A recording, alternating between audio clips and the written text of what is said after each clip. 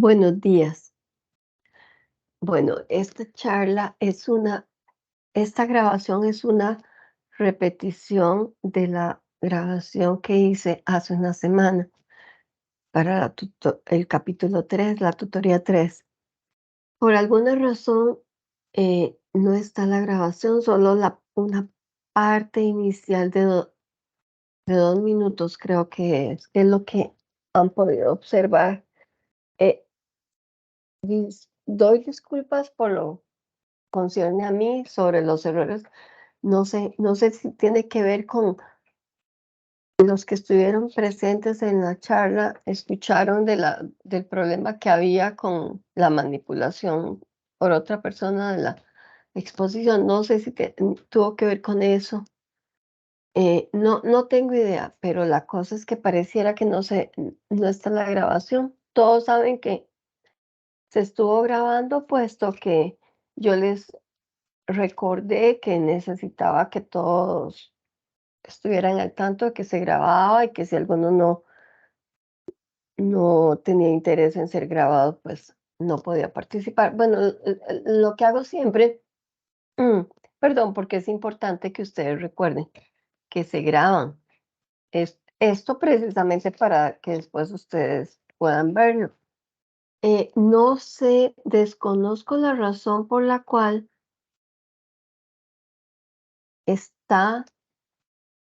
ocurrió esta situación. No tengo idea. Pero bueno, estoy haciendo un cuarto intento porque se haga la grabación. Cuarto intento porque yo hice ya otras pruebas para ver si es que mi máquina funciona mal o si algo ha pasado para evitarnos un problema, ¿verdad? Es muy importante que, no sé, si hay un problema, pues resolverlo antes. He tratado, entonces vamos a ver si es posible que suban esta versión, porque la otra no tengo idea a dónde fue a parar. No soy técnica en computación, entonces no tengo idea de a dónde manda Teams estas grabaciones. Se supone que ninguna se pierde, pero no la pude encontrar ya. La busqué por todas partes y imposible. Entonces estoy sustituyéndola, estoy haciendo esta otra para darles apoyo. No sé si la van, bueno, espero que sí tengan acceso a ella, al menos mis grupos espero que sí tengan acceso a ella, porque es un asunto de que la puedan subir y no confundir a los estudiantes también. Entonces no será mi decisión, pero espero que se logre. Bueno, no voy a hablar de lo que generalmente hablo al inicio de todas las presentaciones, porque voy a concentrarme solo en el capítulo 3. Usualmente hago algunas recomendaciones. Tal vez en lo que exponga ahí les recuerde algunas indicaciones. Y hoy definitivamente en la exposición del capítulos 4 y 5 sí tomaré un tiempo, como es mi costumbre, para recalcar sobre algunos elementos importantes, para aclarar sobre los proyectos, porque siempre me gusta hacer énfasis en algunos aspectos que son comunes de cometer errores, que es importante que ustedes pongan atención a eso. Pero en este momento, en esta grabación, no voy a hacer énfasis en esa parte. Bien, el capítulo 3, o sea, el proyecto 3 va a abarcar 3 capítulos. Este capítulo 3 y capítulos 4 y 5, que están en una única tutoría, que es muy amplio la cantidad de textos, así que yo escogeré algunos textos. Bueno, igual que en esta, siempre es lo mismo. No podemos abarcar en un plazo, en un término de 2 horas, todo lo que está en el capítulo 3 de 2 libros, pero al menos tratamos de tomar en cuenta algunos aspectos. Un profesor elige unos temas, otro elige otros, y así Pues no es que tengan que estudiar todas las tutorías. Ustedes escogen una o dos versiones y las escuchan. Obviamente cada profesor tiene un estilo, una forma de explicar. Para uno será más óptima una forma y para otros otra. Por eso es que no solamente es bueno que tenga muchos horarios de opción para participar, sino también de escuchar, porque son diversas formas de explicar, ¿verdad? Muy bien. Entonces, en el capítulo 3 tenemos el tema de márgenes de identidad, voces urbanas y periféricas en la literatura costarricense. Es decir, ahora en este capítulo se abarca la literatura entre 1950 y 1980. Es sobre lo que vamos a hacer énfasis, sobre narrativa, solo una pincelada sobre poesía, no es lo que voy a desarrollar más, pero hoy se los voy a mencionar un poquito, la vez pasada no desarrollé ese tema. Entonces, em, en el capítulo 3 interesa cómo la ciudad, cómo es más bien el fenómeno de los migrantes costarricenses, es decir, personas más bien de las áreas rurales que migraron hacia la ciudad, particularmente hacia la ciudad de San José, porque usualmente es la migración más grande. También la migración alrededor de Alajuela, alrededor de Cartago, alrededor de Heredia, pero principalmente alrededor de San José, por ser la ciudad más grande como ciudad. También ofrece una serie de situaciones, de problemáticas que fueron de mucho interés para los escritores costarricenses. Y la literatura costarricense siempre se ha inclinado más porque sus protagonistas sean los personajes invisibilizados, los personajes excluidos, marginados de la cultura costarricense, los que se conviertan en protagonistas de la literatura costarricense. Entonces, a ver, doy disculpas porque es muy claro el fondo y entonces no me veo. Disculpen, pero aquí estoy, ¿verdad? Y en el recuadro. Eh, es que no puedo ponerme en la otra posición porque la otra posición, la imagen es bonita, pero es imagen de casa a casa, digamos. Entonces prefiero el fondo de la ventana, pero a esta hora es muy, muy claro. Bueno, en todo caso, aquí tienen la presentación. El punto focal, el punto más importante, es que dentro de esta temática literaria que se creó entre 1950 y 1980, alrededor, ¿verdad? Nunca es posible así tan puntual. Unos autores nacen un poquito antes, un poquito después, no es como a partir específicamente de un año, pero es los escritores cuyas narraciones fueron creadas en ese periodo, ¿verdad? No que nacieron en ese periodo, porque nacieron 20, 30 años antes y comenzaron a producir sus textos cuando tenían, bueno, 25, 30 años. Entonces, tenemos que pensar que ellos nacieron 30 años antes, alrededor de 30, 25, 30, 40 años antes de los años 50. Bien, y la producción que se da en esta época.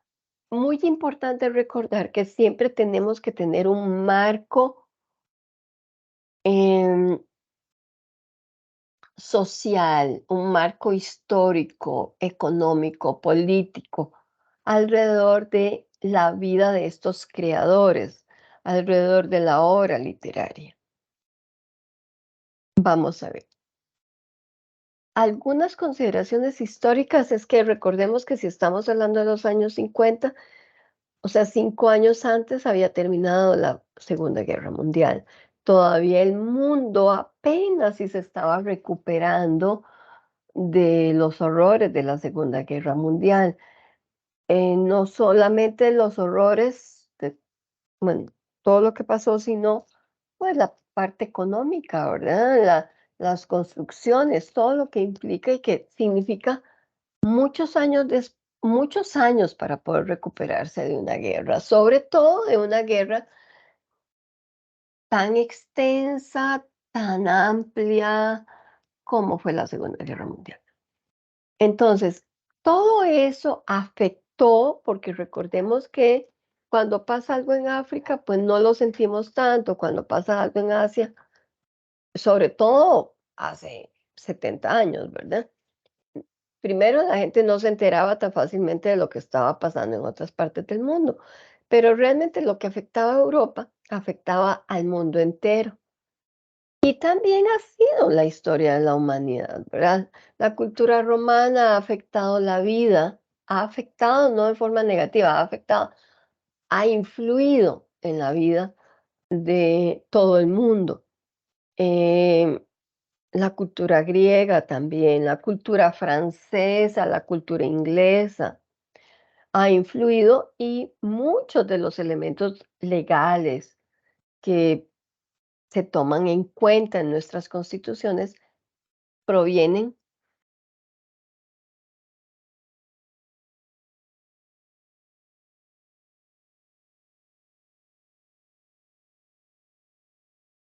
precisamente,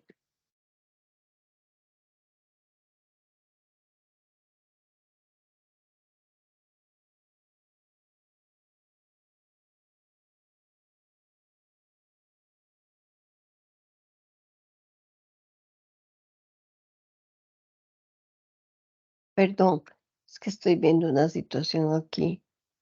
No sé si será la respuesta a mis problemas de comunicación, pero bueno, no parecerá. Vamos a ver, porque no sé. Ok, pareciera que no. Ah, no tenía nada que ver, ya veo. Perdón. Entonces, todo lo que ocurre en Europa, la influencia de los cambios culturales, políticos, económicos, que hay allá influye en el resto del mundo. Ha sido siempre como una luz, un faro para el resto del mundo. Obviamente, la Segunda Guerra Mundial trajo un periodo de reflexión muy amplio a la sociedad mundial para repensar cómo es la vida, qué elementos del comportamiento humano han influido sobre el resto de los países en el mundo.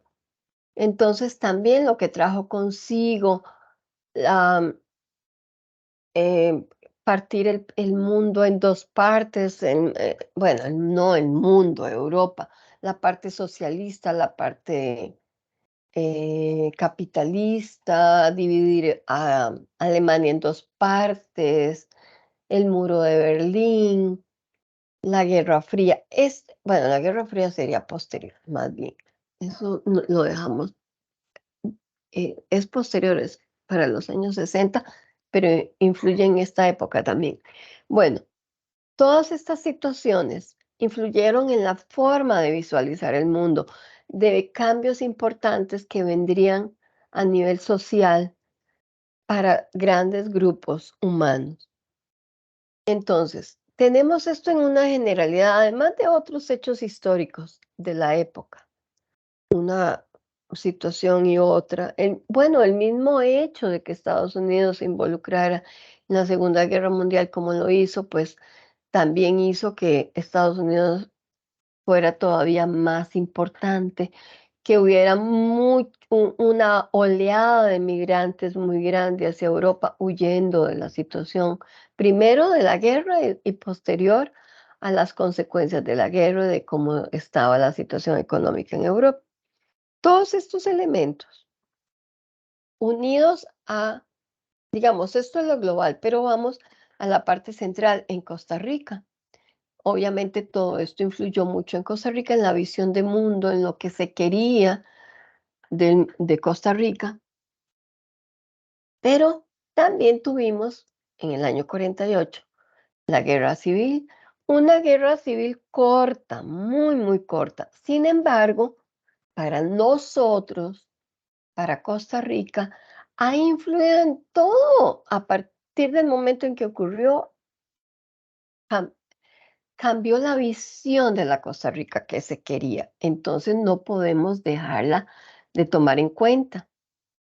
Estoy comentando estos puntos, el texto los comenta, así se inicia el capítulo 3, entonces yo no lo quiero dejar de comentar, porque de aquí se parte para los puntos para entender algunos de los aspectos y el comportamiento que van a tener los costarricenses de una u otra forma.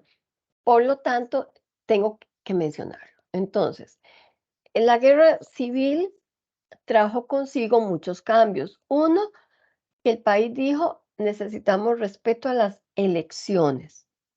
Trajo consigo el voto femenino, trajo consigo las garantías sociales, que ya se habían planteado, pero ponerlas en práctica es otra situación. Todavía hoy no todas las personas del país gozan del beneficio de las garantías sociales.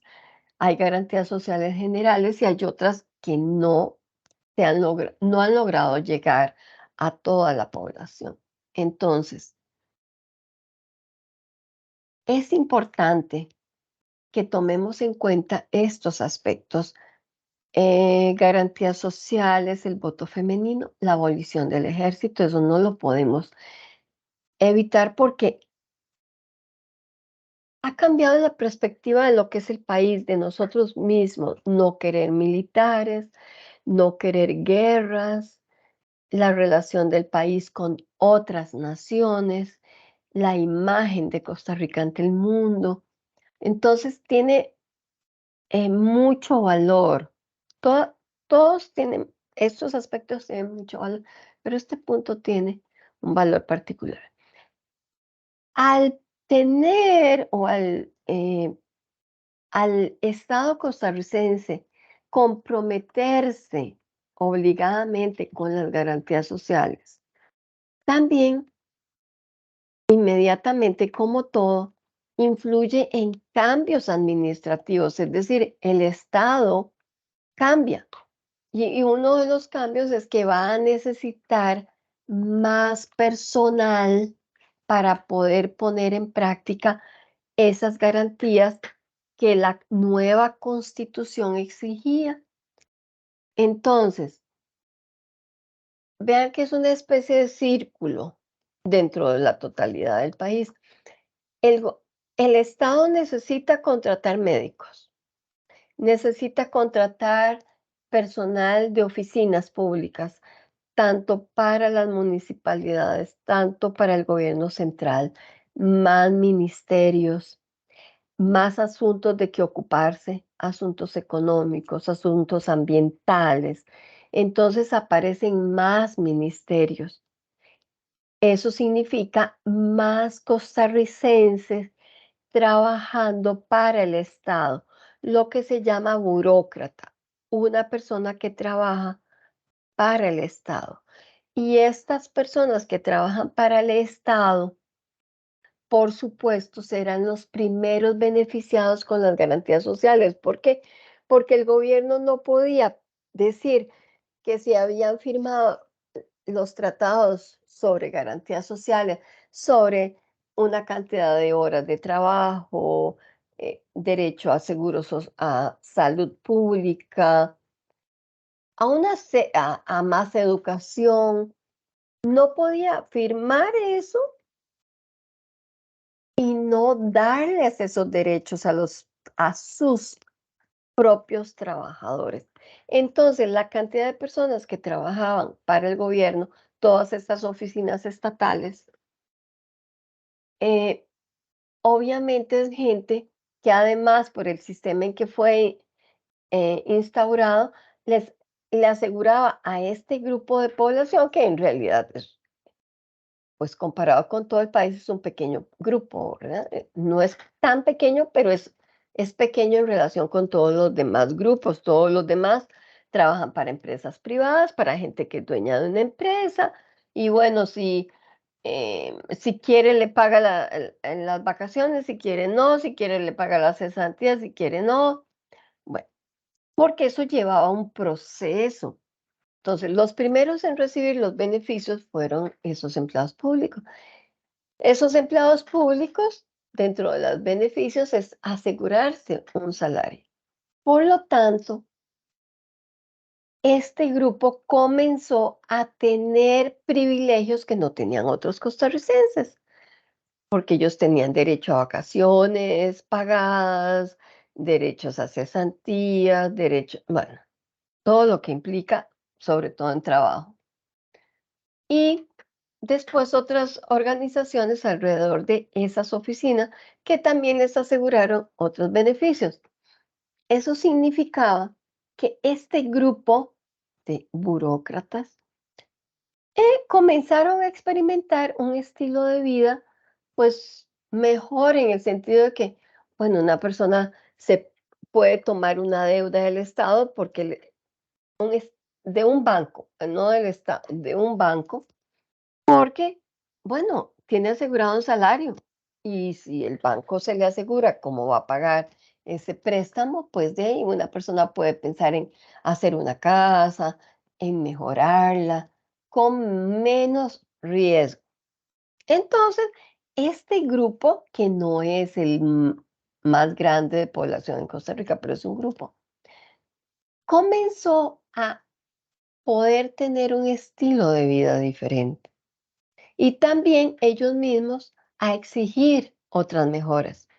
Pero claro, eso se extiende al resto de la población. Ah, bueno, si ellos tienen, nosotros también podríamos, a través de otras leyes, a través de otros tratados, otros documentos, pero también, entonces la situación de alguna forma fue mejorando, ¿sí?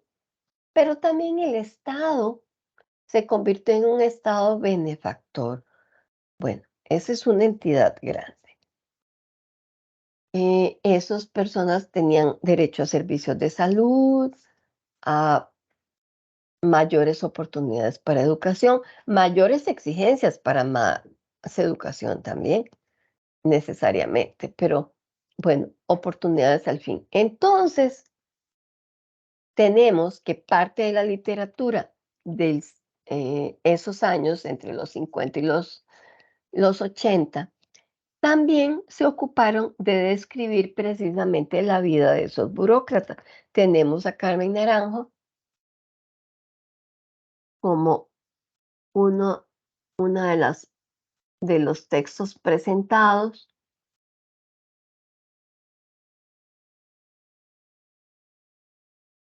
Vean que aquí ya estoy entre la parte puramente de entorno como en relación con la parte de la presentación de los textos. Em, ya continúo con esta idea. Eh, La ciudad, o sea, mucha gente migró a la ciudad, más habitantes en la ciudad, surge la clase media, nuevos modelos de consumo, es decir, gastar más en ciertas cosas que se comenzaron a convertir en elementos importantes que antes no lo eran tanto, como asistir al cine, ir al teatro, em, consumir ciertas cosas, más ropa, más zapatos, obviamente más tiempo y más dinero invertido en educación también, aunque tuvieran oportunidades de ir a escuelas públicas o algún colegio público, que no eran muchos, pero también después, pues a buscar una escuela de preparación para poder obtener, accesar a puestos con mejores opciones de mejores pagos. Entonces, esto va cambiando la vida más en la ciudad. Pero también vean que la ciudad es un elemento absorbente.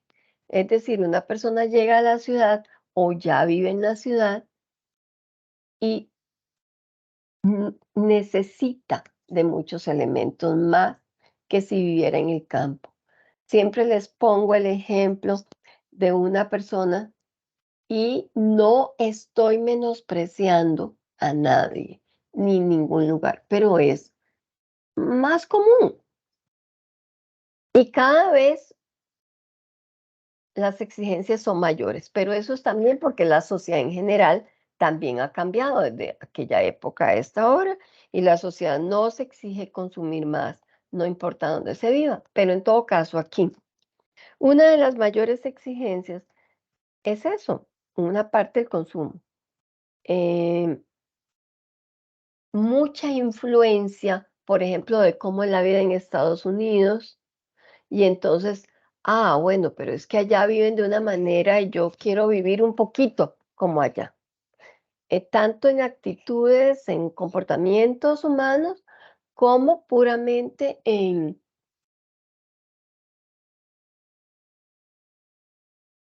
asuntos de consumo.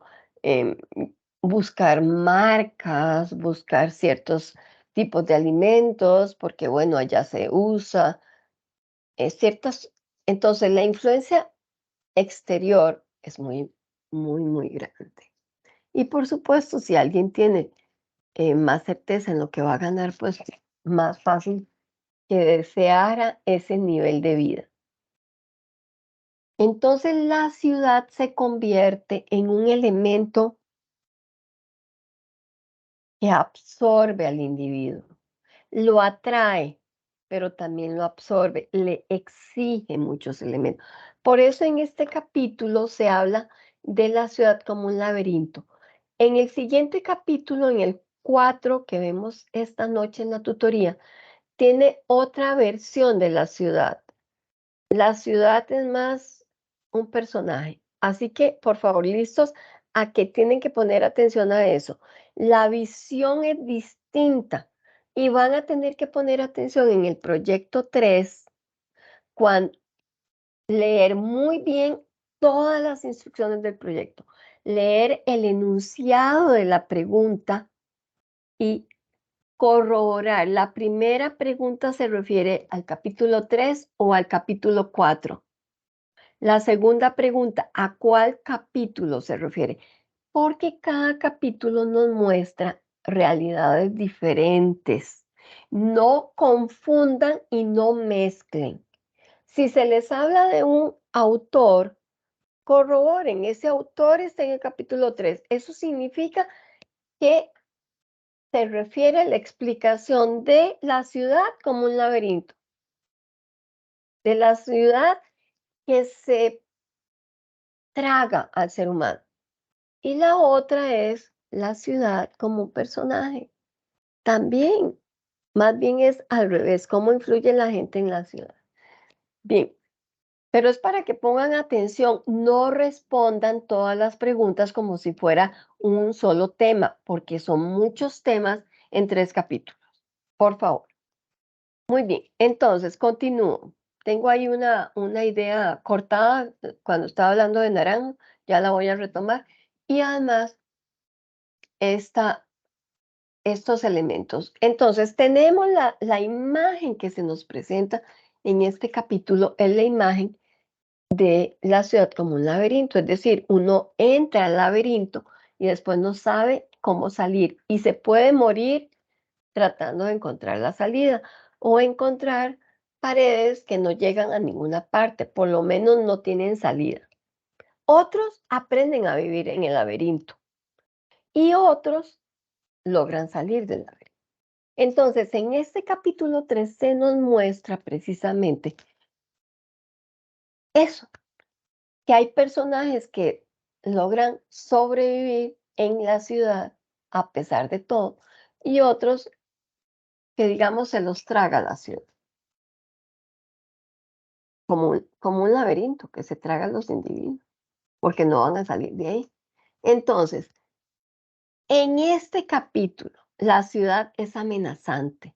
Se llega a una ciudad que no se conoce, la gente tiene formas de comportamiento diferentes al comportamiento en el campo.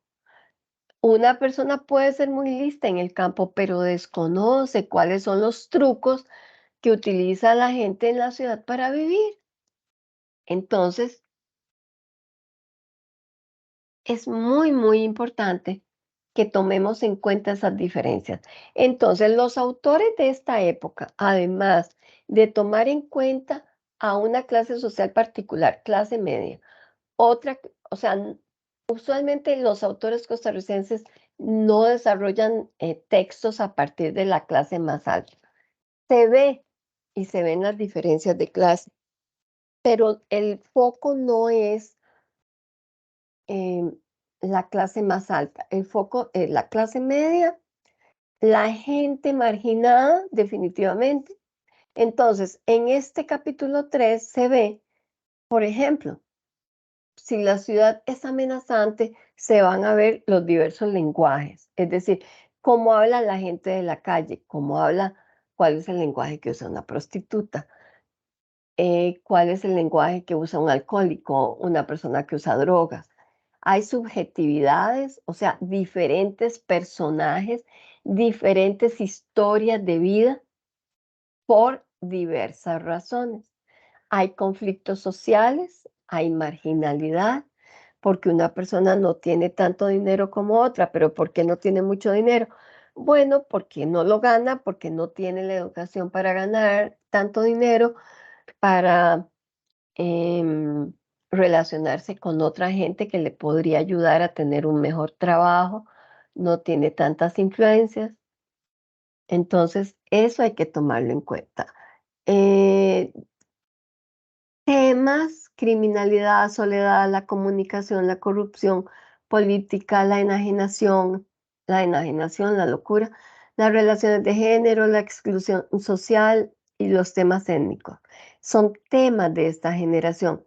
Las relaciones de género las vamos a ver, pero por favor, no son tan sofisticadas como hablar ahora de las relaciones entre hombres y mujeres. Ustedes, por lo que he visto en los capítulos anteriores, en los trabajos anteriores, ustedes están tratando de poner lo que saben de la vida actual en otro momento histórico. Y así no funcionan las cosas.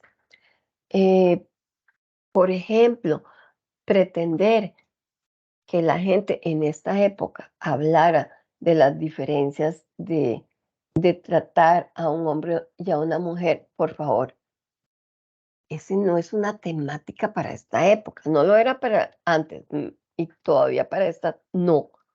Para hablar de diferencias de relaciones de género en cuanto a las diferencias y en cuanto a tratar de la igualdad entre hombres y mujeres, por favor, eso es para los otros capítulos, eso es aparte, eso todavía no es tomado en cuenta porque la gente no estaba pensando en eso. Es a partir de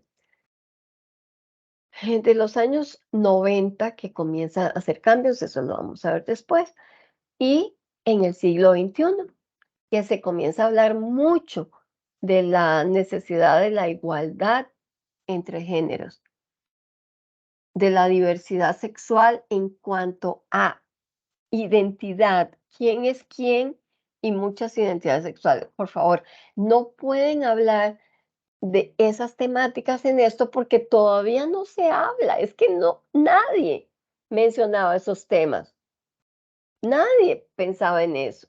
O una persona es hombre o una persona es mujer. Entonces, por eso es muy importante que ustedes lean la pregunta y ratifiquen, estoy en la pregunta tal, es de tal, está hablando sobre el capítulo 3, por lo tanto, corresponde a tales elementos y no mencionar otros porque no corresponden a la época. No se pudieron tomar en cuenta porque la gente no hablaba de eso en ese momento. Por favor, eso es muy importante, que se ubiquen en el tiempo. Entonces, Y los temas étnicos. Temas étnicos aquí son cómo se ve a las personas negras, a las personas de Limón. Un grupo tan marcado en su cultura no es negativo ni positivo, es una cultura dentro de la cultura costarricense. Ellos son costarricenses, como también lo son los grupos indígenas que habitan este país. Y como tales, todos deben ser tomados en cuenta, no solo la gente de San José o la gente de Alajuela, que es morena, blanca, medio blanca, es la que puede ser tomada en cuenta para los cambios sociales y culturales del país. Es toda la población. No importa si vive en Guanacaste y su habla se parece más al habla nicaragüense, es costarricense. No importa si habita en el sur y está muy cerca de la frontera con Panamá y habla como panameño, es costarricense. Por lo tanto, son personas para ser tomadas en cuenta. Pero bueno, vamos aquí un poquito más. Retomo lo que les hablaba antes, que me adelanté. La ciudad amenazante, el materialismo, el individualismo, la incertidumbre. Carmen Naranjo, por favor, no es Carmen Lira, es Carmen Naranjo. Entonces, Carmen Naranjo, en el capítulo que se nos presenta en la antología, la autora es Flores. El nombre es Ana Cristina Flores Monge. Entonces, no se registra el apellido Monge, sino el apellido Flores. Hasta donde yo sé, no hay ninguna mujer que se llame Flores. Puede ser que una mujer se llame Flor, pero no Flores. Flores es un apellido. Entonces, por favor, eh, no tienen por qué pensar que si aparece Flores Monge, el primer apellido va a ser Monge.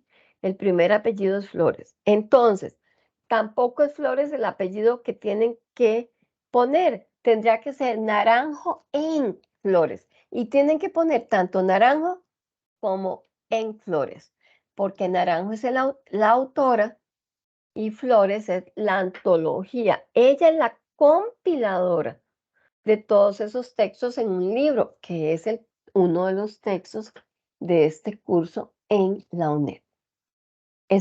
Por favor, hago énfasis porque creo que ya lo he dicho y seguramente lo han dicho mis compañeros y sin embargo, de nuevo, no hacen la referencia correcta. Por favor, pongan atención a este aspecto.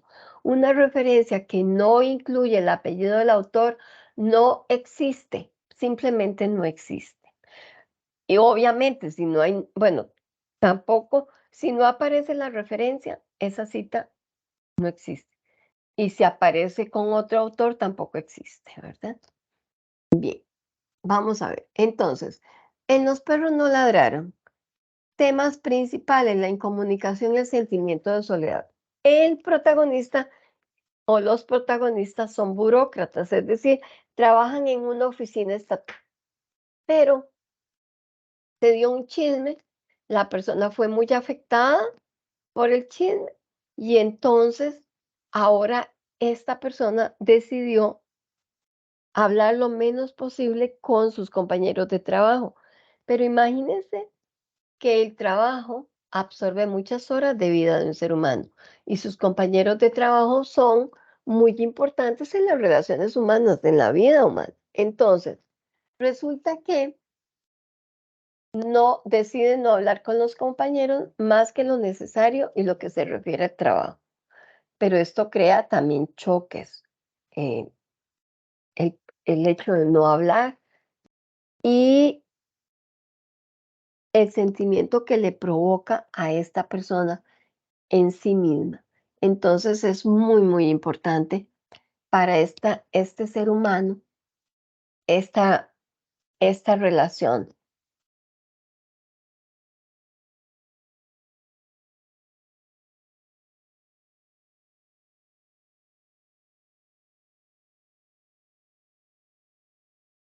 esta relación, es sumamente importante. Entonces, ah, algo, después está el sentimiento de soledad. El sentimiento de soledad es cómo se siente la persona, cómo se siente un individuo que se está relacionando con otras personas, con sus compañeros de trabajo y él no tiene relaciones interpersonales. Entonces nos presenta un individuo que tiene esta problemática. Y el texto nos habla precisamente de las situaciones que se dan en los trabajos, en una oficina pública. Ya las relaciones no con el cliente, no con las personas a quienes atienden, sino entre ellos mismos. Vean que es una temática importante porque describe una situación de trabajo y una situación que viven los costarricenses, un grupo de costarricenses. Ahora, tenemos otro grupo, tenemos identidades periféricas, el entorno urbano marginal. Es otra temática que abordan los escritores de este periodo. Aquí aparecen personajes como una prostituta, como con la música por dentro de Alfonso Chase. Me fascina este texto. Es un texto que parece de verdad tener música. La forma en que cuenta la historia, esta prostituta, es tan realista, pero nos cuenta desde la perspectiva de ella, cómo ella se siente, qué la llevó a ella a esa vida. Y vean que aquí hay elementos sumamente importantes. Dentro de estos, aquí yo puse otros personajes como un delincuente, una prostituta, y su respectivo vocabulario, porque una prostituta tiene un vocabulario particular, un delincuente también, y depende del tipo de delincuente, también tiene un tipo de vocabulario. Y se relaciona con un cierto tipo de personas, muy diferente al relato anterior que mencionábamos, que es otro vocabulario más formal, más de oficina, de lo que se habla, lo que se comenta es distinto. Muy bien. En este texto con la música por dentro, por ejemplo, se nos menciona una mujer desde niña, se inicia en una vida que para algunos puede ser un poco de una familia descuidada, obviamente es una familia de escasos recursos, pero no solamente de escasos recursos, sino que hay un momento en que, bueno, el dinero hace falta. Y una mamá que trabaja mucho para lograr sacar adelante a sus hijas, pues hay cosas que las tiene que pasar por alto, o ella cree que las debe pasar por alto. Es una visión y no deja de ser importante. Una visión de una familia que vive en San José, en una barriada en San José, en un área de población con no muchos recursos, de mucha gente que migró de diferentes áreas del país a San José y tiene que ver cómo vive. Pues esta chica, bueno, ya es una mujer adulta, bien adulta, pero habla de ella cuando era niña y nos habla de cómo ella llegó a ser prostituta. Ella se reconoce como tal, pero ella pues dice que ya sus hijos están grandes y que ya pues no le gusta mucho esa forma de vida, pero con esa forma de vida crió a sus hijos, con esa forma les dio de comer. Vean que el texto nos hace tomar conciencia de que esa prostituta con ese vocabulario, con esa forma de vida, también es costarricense. Y por lo tanto también debe ser respetada y reconocida. Y también merece todos los mismos derechos que tienen todos los demás costarricenses. Es una chica muy avispadita, muy precoz, que ella reconoce dentro de todo, 2 elementos importantes, 3 elementos importantes. Uno es que se reconoce como lo que es. Reconoce que ella desde bastante joven, no sabemos qué edad, pero bastante joven, ella muy joven se comenzó a dejar tocar por el pulpero, porque el pulpero les daba un peso a cada una de las chiquillas que se dejara tocar. Y ella dice, pero yo le llevaba el peso a mi mamá y mi mamá nunca preguntó de dónde venía ese dinero. Es decir, hay un medio, hay un entorno de una niña que ingenuamente pues hace algo o acepta hacer algo y su mamá feliz de ahí es un peso más para lo que sea, para un poco más de comida un día. Pero bueno, fue una forma de vida. No estoy diciendo que la prostitución es una forma aceptada de vida. No, no malinterpreten lo que estoy explicando.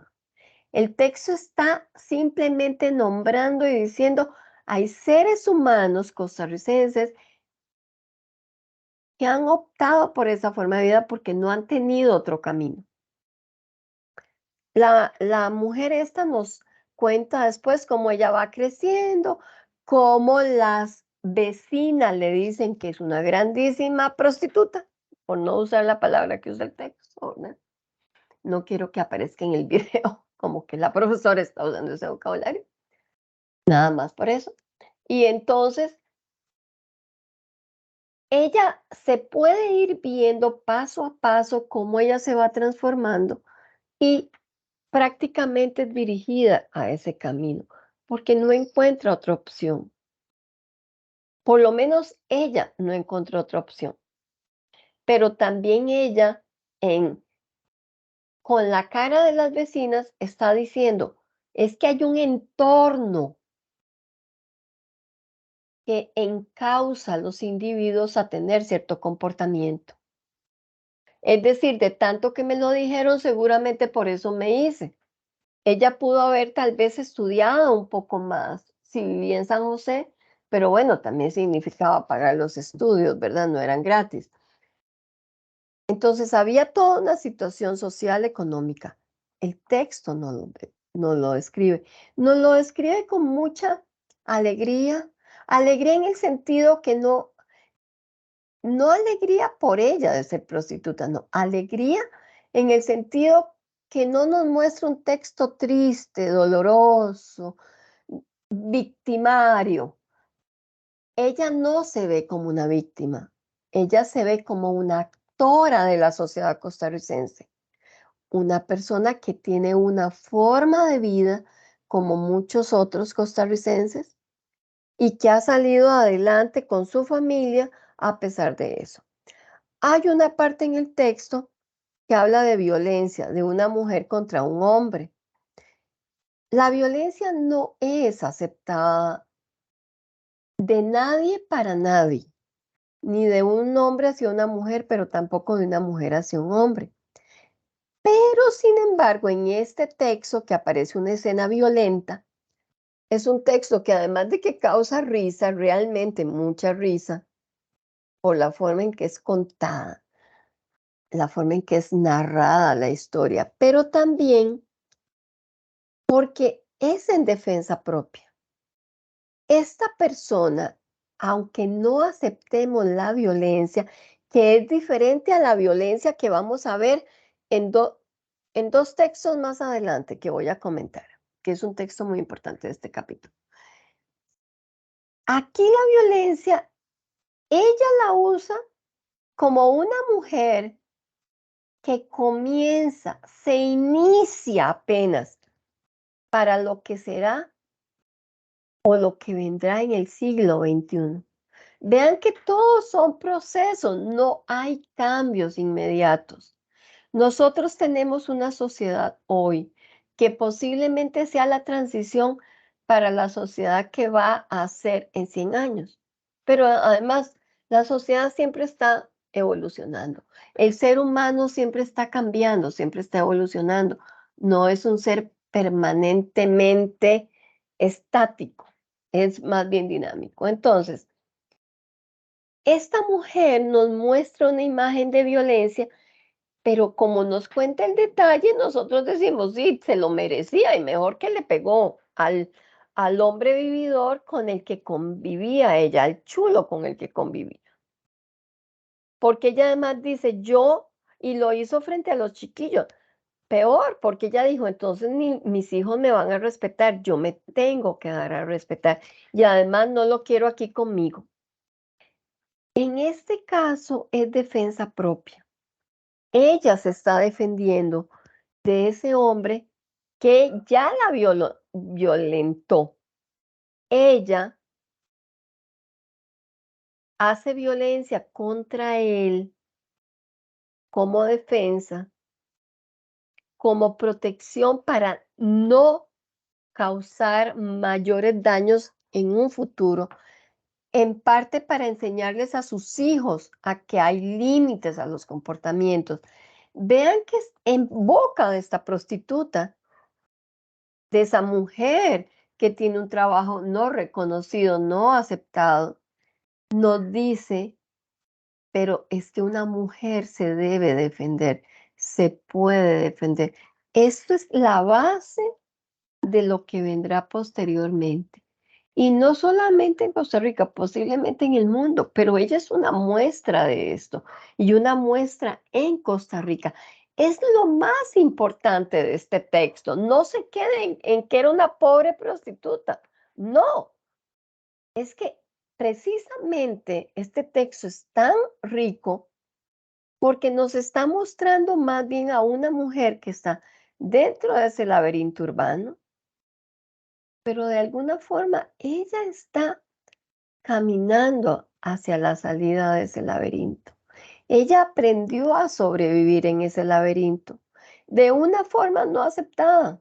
Bueno, pero el texto nos muestra que sí hay salidas y sí hay formas de prevenir, porque los hijos son la forma de ver el futuro.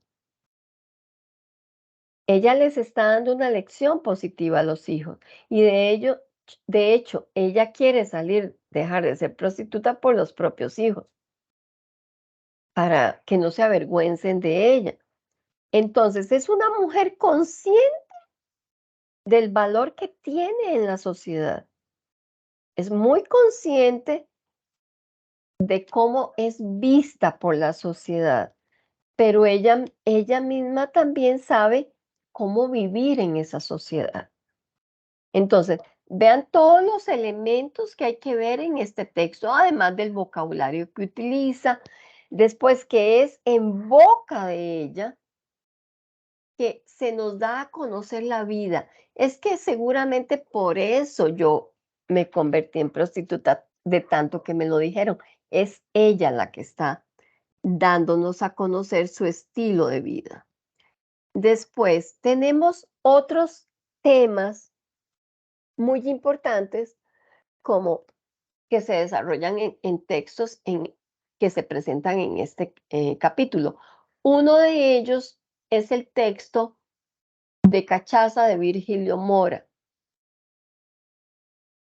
La locura como un tema para escribir textos. Vean que el autor Virgilio Mora fue el director del hospital psiquiátrico, el único hospital psiquiátrico que hubo por muchos años en Costa Rica. Entonces, él como director de ese hospital contó, y además de que era psiquiatra, vean que debió haber sido un excelente médico porque no es cualquier médico que puede trabajar acá e ir a trabajar a un hospital en Nueva York. Eso no, se necesita ser un excelente profesional para eso. Entonces, el escritor de este texto nos muestra la vida de la vida en el hospital psiquiátrico.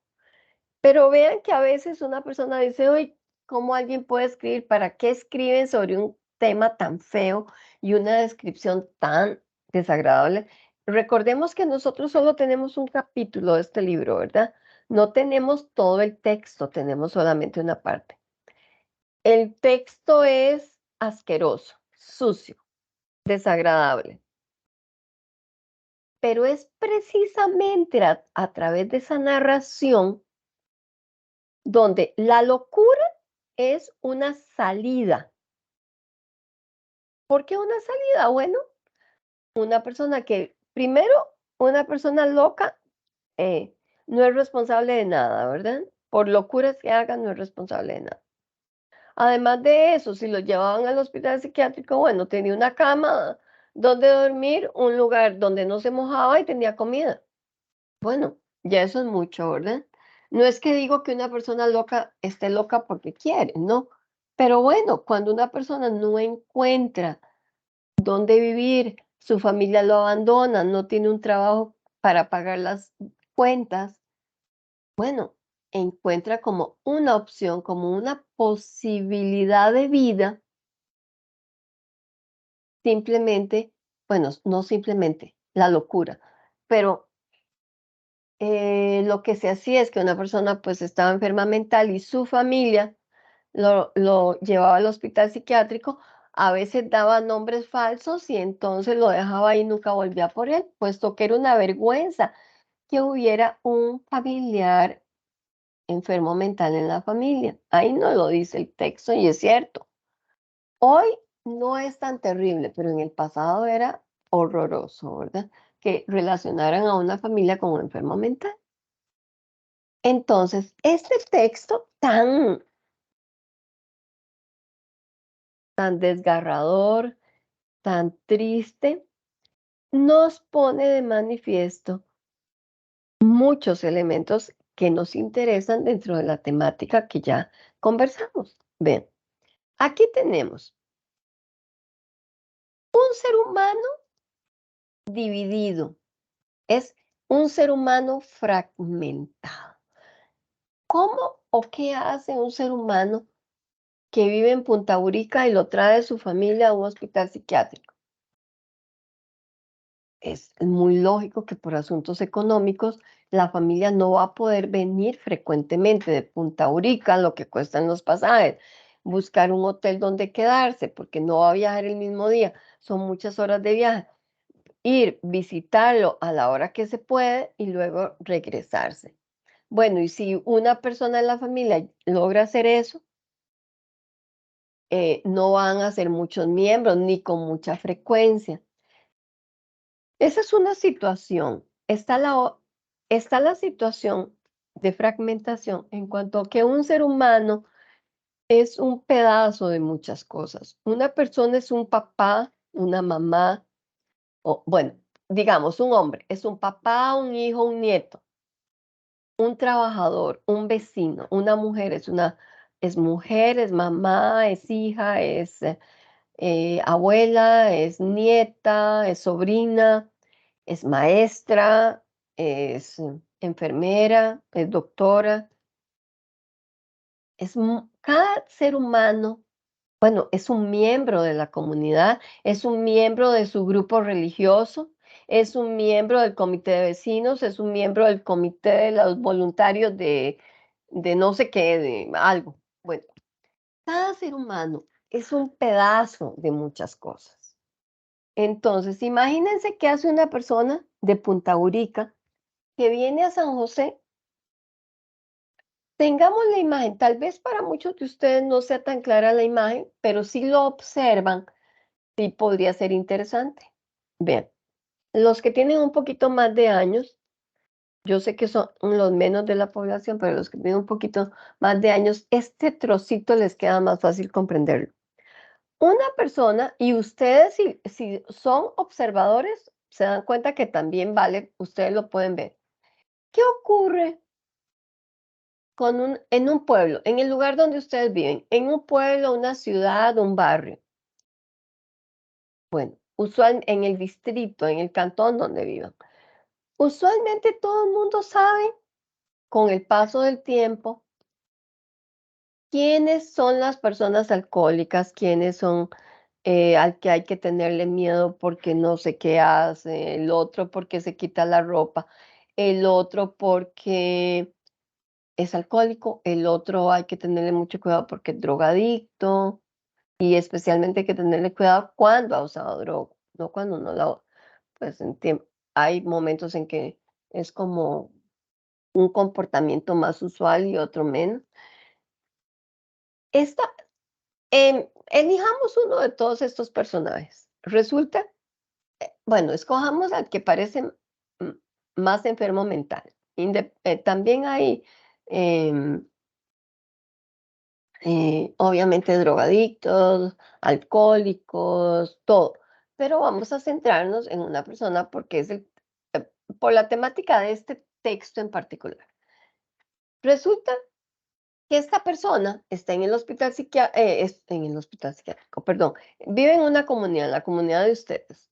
Todo mundo en la comunidad sabe que él es un enfermo mental, pero también la gente sabe qué lo hace enojar y qué lo hace reír. Hay una persona por allá que le ofrece café en la mañana y otro que le ofrece café por allá los lunes y otro que le ofrece café por allá los martes. Es al otro lado del barrio, totalmente diferente. En otra parte le regalan pan, tal vez el pan que quedó del día, entonces va como a las 5 de la tarde a la panadería para que le regalen pan o muy temprano en la mañana. La gente sabe quién es su familia, la gente sabe dónde vive, la gente sabe que en algunos momentos se pierde, se va demasiado lejos y hay que llamar a la familia para decirle que lo vieron camino hacia no sé dónde, que alguien le pegó, que está golpeado, no sé por dónde, porque se peleó con alguien que no sabía del problema que tenía. Otra persona por allá dice: "Ay, mira, tu hermano, yo lo vi por allá". Igual con las personas alcohólicas o drogadictas. En un pueblo la gente sabe quién es, y de una u otra manera esa persona es alguien. La persona que grita, la persona que usa malas palabras, la persona que insulta, la persona que llega a la iglesia con un perro. Es decir, no es la identidad que quisiéramos tener, pero cada ser humano es alguien en una comunidad. Una persona llega al hospital psiquiátrico y ¿quién es? Nadie. Es un loquito más, solamente.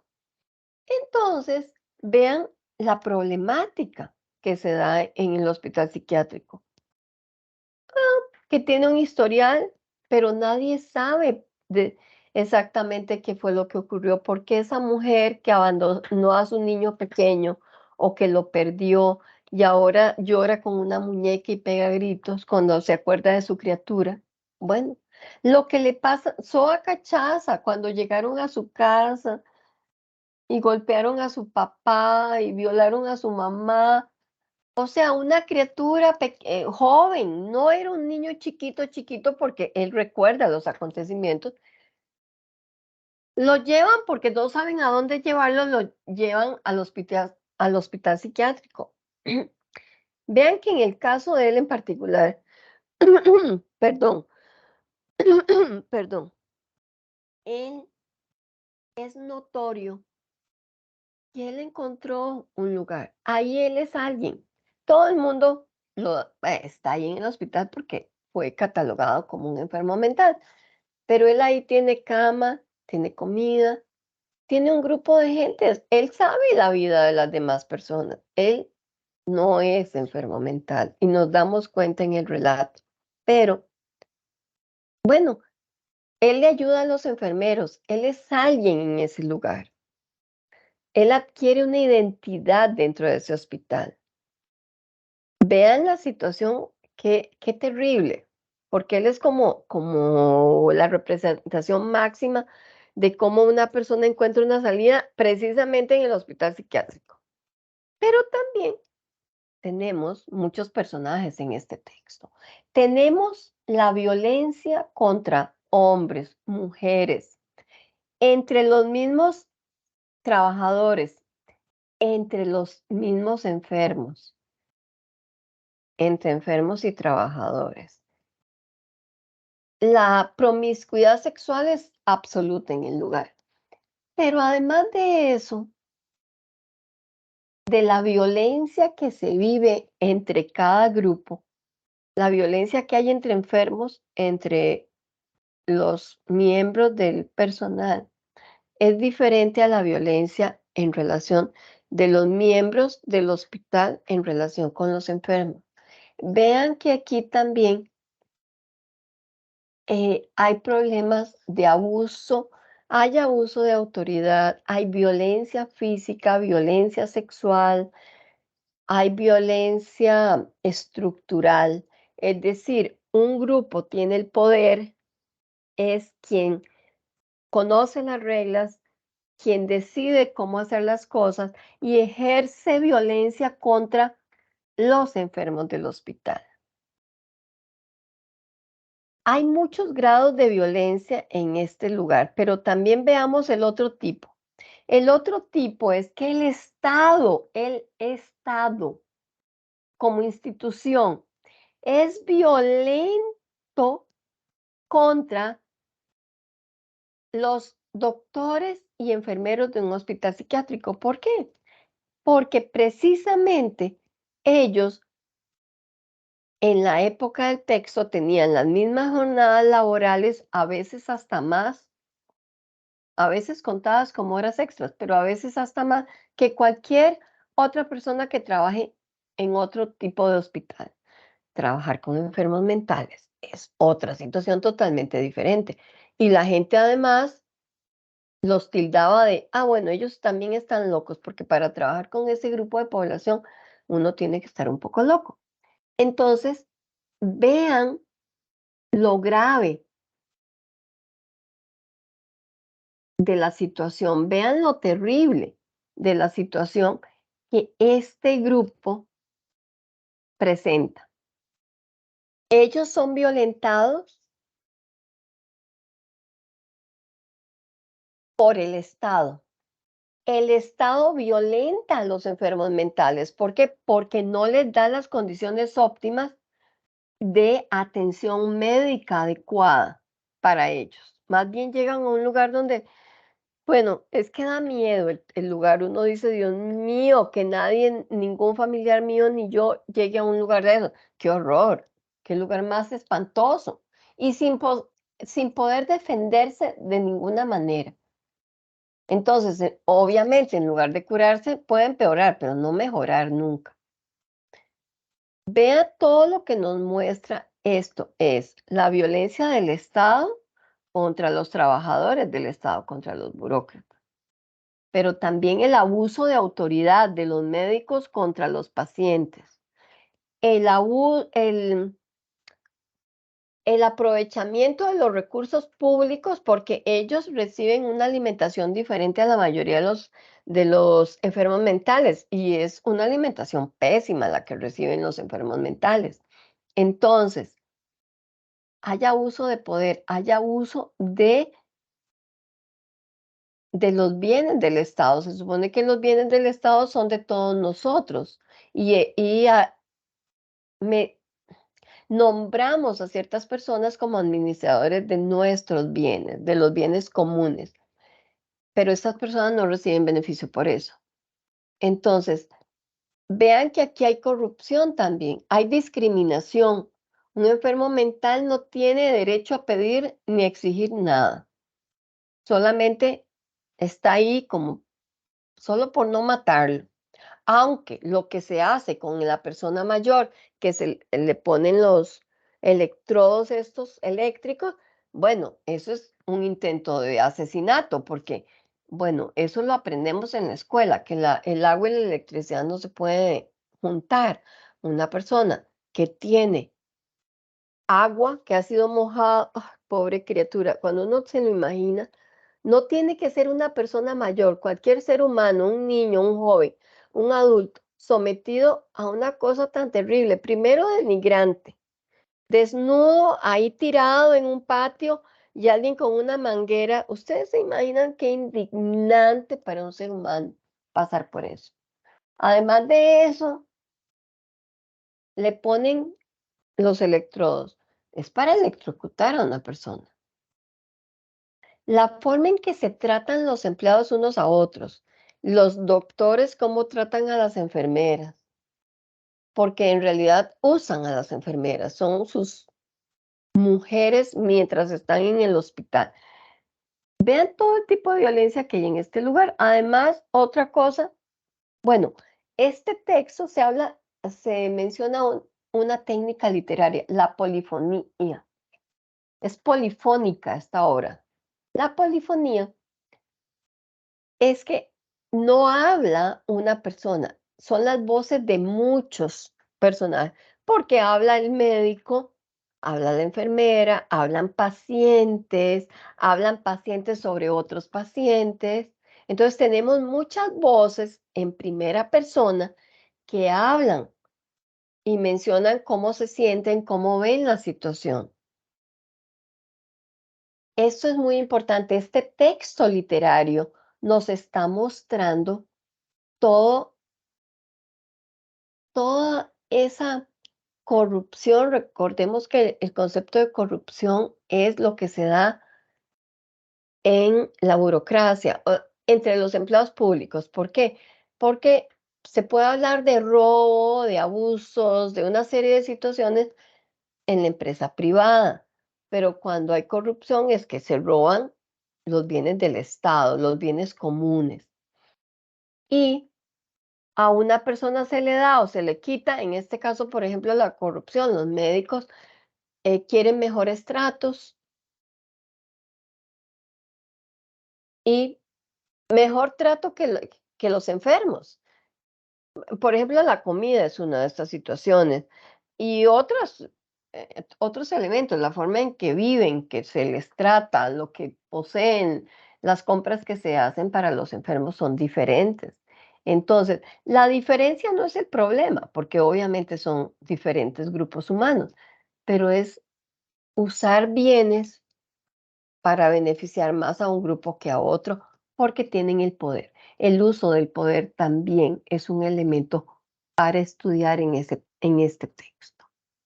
Vamos a ver, seguimos bueno, con otras, con otras perspectivas dentro de los mismos autores de este periodo. O sea, más allá de la ciudad, hay otras temáticas también que son tomadas en cuenta por escritores de esta época. Eh, Otra temática que hay, bueno, son las injusticias sociales. Dentro de las injusticias sociales están los privados de libertad. Algo que me duele mucho de haber perdido la grabación de la semana pasada es precisamente que la semana pasada una estudiante familiar de un privado de libertad nos compartió su experiencia como familia de un privado de libertad.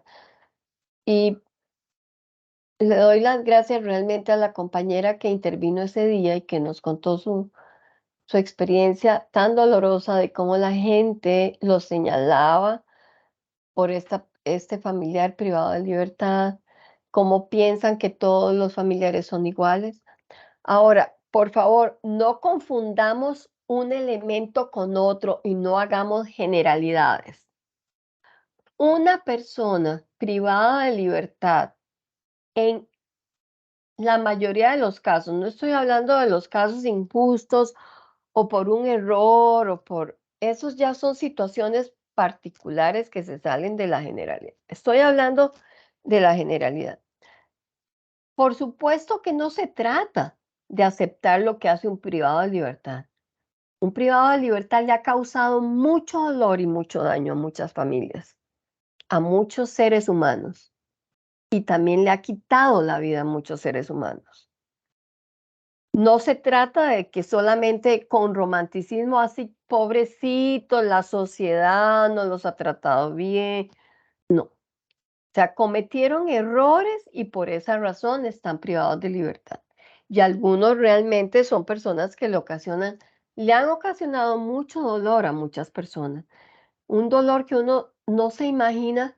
Uno puede pensar que alguien bajo los efectos de las drogas, sobre todo, puede causarle mucho daño a alguien porque está en una situación casi de locura. Pero que una persona que no es declarada enferma mental le haga daño a otro ser humano, que le quite la vida al único hijo de una familia, que deje inválida a una persona por la violencia que ejerció contra esa persona, por robarle unas cosas, por la pobreza que puede significar para una familia el haber perdido el dinero con el cual contaba para comprar una casa. Eso no, eso merece un castigo, definitivamente. Eso no se puede borrar y no voy a tratar este tema para decir que es que eso se va a borrar. No, eso obviamente merece una pena. Ellos cometieron errores.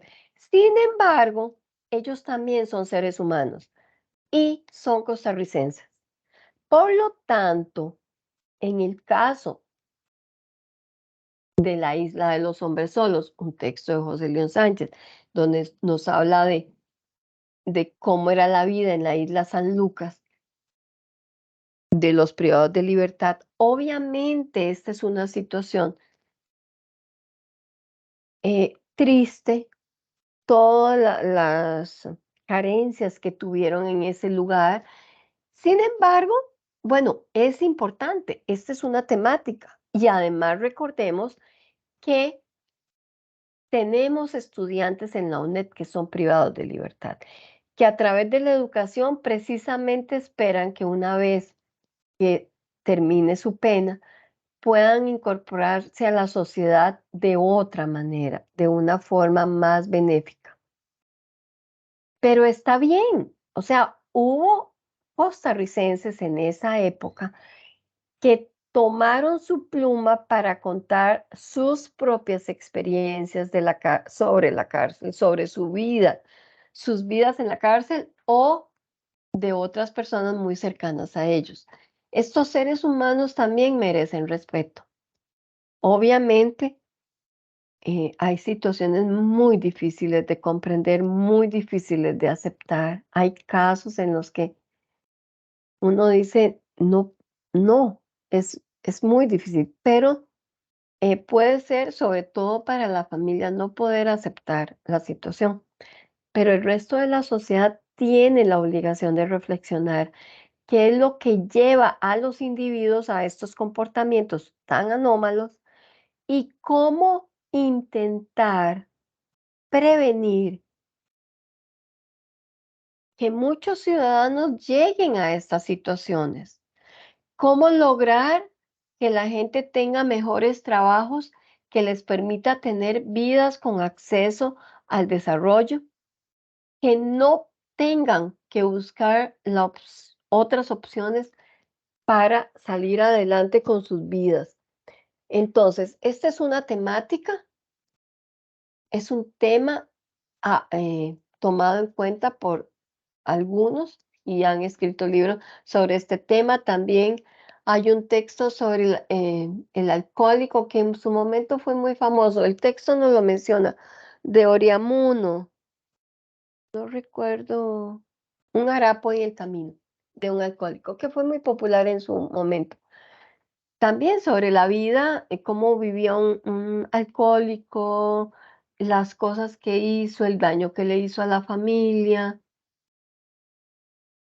O sea, son temáticas de la época. Es importante, no solamente los temas de la ciudad, hay otros temas tomados en cuenta y otros que se relacionan unos con otros, ¿verdad? Unos a consecuencia precisamente de vivir en la ciudad, de las carencias en la ciudad, que también es imposible tomarlo. Es necesario tomarlos en cuenta. Después tenemos también otra temática de autores de esta parte, de estos años, entre los años 50 a los 80. Quince Duncan es uno de los escritores de esta época, tenemos otros autores, pero él aborda la situación ética desde la marginalización, la problemática social, económica y cultural, y los prejuicios y la xenofobia contra las personas negras que habitan en Limón o que habitan en cualquier parte del país. y sobre las personas con origen indígena. Por favor, estos grupos también son costarricenses, también merecen respeto y merecen que todos aceptemos que en esta nueva identidad costarricense, en esa sociedad en la cual ustedes van a ser profesionales, van a trabajar, existen mucha diversidad de personas, diversidades culturales, económicas, políticas, religiosas, de piel, pero todas merecen un espacio y una voz y merecen respeto. No se trata de que yo no voy a trabajar con ese grupo o a ese grupo no importa, démosle menos. No, no. Y algo muy importante es que ustedes como futuros profesionales también deben más bien de intentar también de ayudar a que los diversos grupos se relacionen. Si ustedes viven en una zona, intenten de alguna forma, si son maestros, o si son bibliotecólogos, o si trabajan en el campo de la administración de centros de salud, que la gente de una u otra forma intercambie experiencias de unos grupos con otros. Es solamente la convivencia en igualdad de oportunidades lo que permite que la gente se acepte unos a otros, porque si no lo que hay es rechazo. Y y ese rechazo viene muchas veces simplemente porque hay temor, porque hay desconfianza, pero si ese otro grupo se conoce adecuadamente, entonces el temor se va porque siento confianza, porque sé que son seres humanos iguales a nosotros, con las mismas necesidades, con los mismos deseos de que sus hijos tengan mejores oportunidades. Entonces, ustedes también, como futuros profesionales, otra manera de mejorar esta situación para ayudar a un desarrollo positivo de los costarricenses, del reconocimiento como qué es un costarricense, es precisamente que los diferentes grupos convivan adecuadamente y en igualdad de oportunidades dentro de este territorio llamado Costa Rica. Esto es muy importante, es sumamente importante. Porque vean que de alguna forma la gente los ve como, bueno, una persona negra en San José es un migrante. Ahora no tanto como en esa época. En esa época era una persona no aceptada en San José. Bueno, gracias a Dios eso ha cambiado, pero todavía falta mucho por cambiar. Y sobre todo ahora tenemos el gran reto, no solamente de las personas negras, de las personas nicaragüenses. Y sobre todo, tal vez antes, perdón para los nicaragüenses que estén dentro de los grupos, pero antes, porque necesitamos primero la integración absoluta de Costa Rica, son los grupos indígenas. Porque los grupos indígenas, ellos lo saben y lo sabemos nosotros muy bien, que siempre los vemos como diferentes. Es que ellos no hablan, es que ellos no, es que ellos no, es que ellos. Claro, nosotros no los conocemos y ellos no nos conocen. Ellos no pueden eh, ser asimilados por nuestra cultura. Primero, porque les estaríamos pidiendo que renuncien a su propia cultura. Y no se trata de que ellos renuncien a su cultura, ni nosotros a la nuestra. Se trata de que convivan las culturas con sus diferencias. Solamente así vamos a avanzar como pueblo, porque además es riquísimo que haya muchas culturas en el país. Ojalá las podamos ver, podamos reconocer lo bueno de cada cultura, porque eso es magnífico, es fantástico que haya gente de diferentes colores de piel, diferente pelo, diferentes comidas, diferentes lecturas, diferentes narraciones, diferentes relatos de sus experiencias, de sus abuelos y sus antepasados, de cuáles son sus anhelos hacia el futuro. Eso hace una sociedad más rica, no más pobre. Es parte del énfasis del estudio de la literatura en el inicio de sus estudios como futuros profesionales. Ustedes están dando el paso porque saben lo importante que es la educación para mejorar sus oportunidades de desarrollo como seres humanos. Y porque la educación, independientemente de la carrera que decidan tomar, les da la oportunidad de ver otras perspectivas, precisamente esto que estamos estudiando, de ver, bueno, sí, pero ¿por qué queremos más tecnología? ¿Por qué el ser humano busca hacer otras cosas? Bueno, porque queremos mejorar y queremos mejorar. Entre más mejore la sociedad, vamos a estar mejor. ¿Para qué quiero yo una sociedad, desarrollarme yo muy bien en medio de seres humanos que no se desarrollan? Eso no tiene sentido. La idea es que todos nos desarrollemos de mejor manera para hacer una sociedad más segura y más rica. Bien, tengo una última temática, les dije que la iba a tomar en cuenta, solo un momentito, es sobre la poesía. En el texto se menciona la poesía entre 1950 y 1980, que dos corrientes poéticas, la poesía autorreferencial o hermética. Vean que decir autorreferencial o hermética es sobre lo que está ocurriendo dentro del individuo. Sentimiento de crisis, vulnerabilidad, la incomunicación, la angustia existencial, lo absurdo. El erotismo, la sexualidad femenina, la ruptura con la poética tradicional y un vocabulario más coloquial. Pero más sobre lo que el individuo tiene dentro de sí mismo, qué piensa, qué siente, cómo lo afectan los cambios que se dan en el mundo. La poesía referencial es una actitud más bien más crítica hacia el entorno social.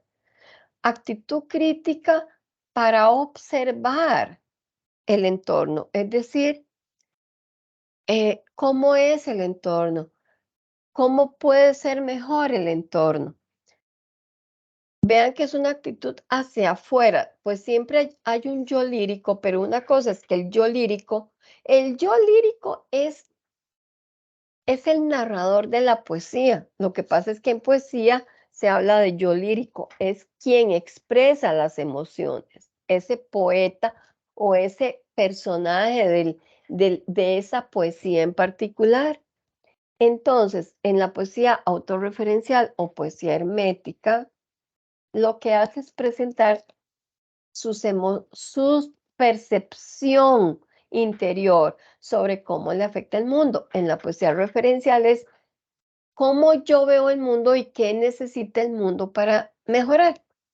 Es hacia afuera más bien. La observación no es hacia cómo soy yo, sino cómo percibo el mundo y qué debería de cambiar. Dentro de bueno, el escritor más reconocido de nuestra cultura costarricense es Jorge de Bravo.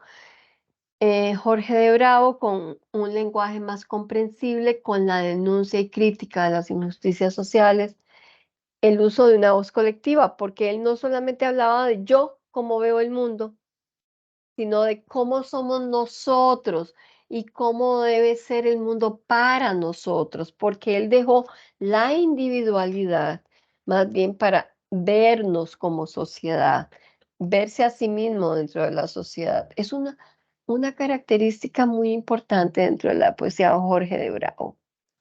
Además de ser fue un gran escritor, eh, con características muy particulares su obra poética. Él utilizó un amplio imaginario costarricense. Al utilizar un amplio imaginario costarricense es mucha diversidad, tanto de diferentes individuos costarricenses como referentes históricos, eh, diferentes momentos de la historia de Costa Rica, la religión como un elemento muy importante dentro de la idiosincrasia costarricense. No necesariamente una religión en particular, pero el costarricense es religioso, independientemente de de su credo. No todos los costarricenses tienen un credo religioso, y no es que lo tengan que tener, pero la gente se inclina hacia un credo religioso. Muy bien, entonces llego hasta acá. Espero que esta vez sí esté grabado esto, porque ya es mi cuarto intento. Bueno, por favor, nos vemos esta noche a las 6 de la tarde, la cuarta tutoría. Espero que haya consultas sobre los siguientes capítulos, el cuarto y el quinto. Un gusto. Nos vemos si Dios quiere. Bueno, que estén bien. Hasta luego. Vamos a terminar la grabación.